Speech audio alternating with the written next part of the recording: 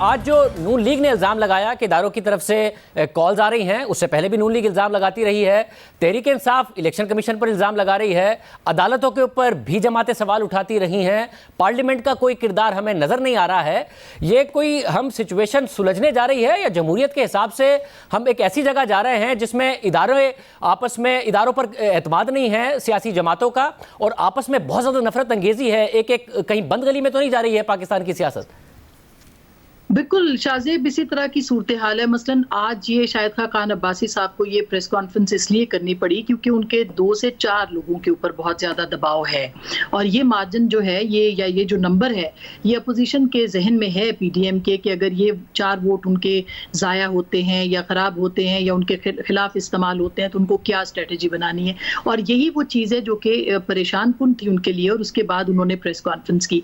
तो ये बंद गली में तो जाहिर है कि सियासत जाके खड़ी हो गई है, इसलिए कि वहां जहां पे मईशत बहुत ज्यादा कमजोर है, जहां पे जून में आपने बजट देना है, बजट भी खसारे का बजट है, कोई बहुत अच्छी सिचुएशन पाकिस्तान के लिए इस वक्त नहीं बनी हुई है। इदारे खुद भी उनको ये देखना है, जरूरी है कि ये किस तरह से इन चीजों को जो है वो नरम साइड रखें और थोड़ा सा न्यूट्रलिटी का जो तासुर है वो दें। इसीलिए पीडीएम के अंदर जो 2 बड़ी जमातें उनमें से एक गुड कॉप और दूसरी बैड कॉप का रोल जो है वो इस वक्त अदा कर रही है। पीपल्स पार्टी कहती है कि न्यूट्रल एस्टेब्लिशमेंट है, पीएमएलएन कहती है कि इस तरह की कोई सीन नहीं है। थोड़ी देर पहले आपने देखा कि नवाज शरीफ साहब ने एक लंबा और बड़ा सख्त मैसेज जो है वो जारी किया है। मरियम साहिबा अपनी पूरी उनकी जो बंदूकों का रुख है वो हुकूमत की तरफ है, और आप देखें कि पीपल्स पार्टी जो है वो बड़े नरम से बयानात दे रही है। ये एक सोची समझी स्ट्रेटजी है जो कि पीडीएम ने इख्तियार की है। इसी तरह से मौलाना फजलुर रहमान है। तो मेरा ख्याल है कि जो अभी जो इलेक्शन हुआ उसके अंदर भी जेयूआई के अफराद भी थे, पीएमएलएन के भी थे जिनके वोट जाया हुए हैं,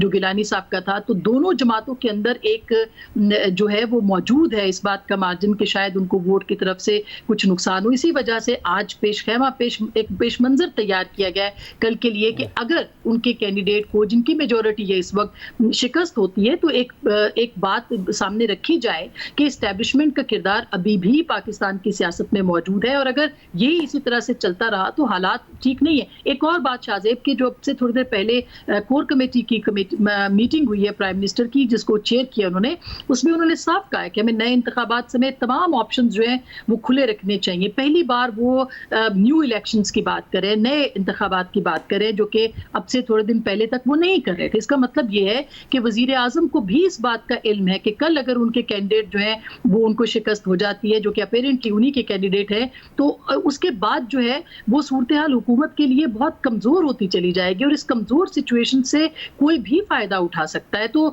ये सब चीजें हैं जो कि पाकिस्तान की सियासत को बंद गली में ले जा सकती है।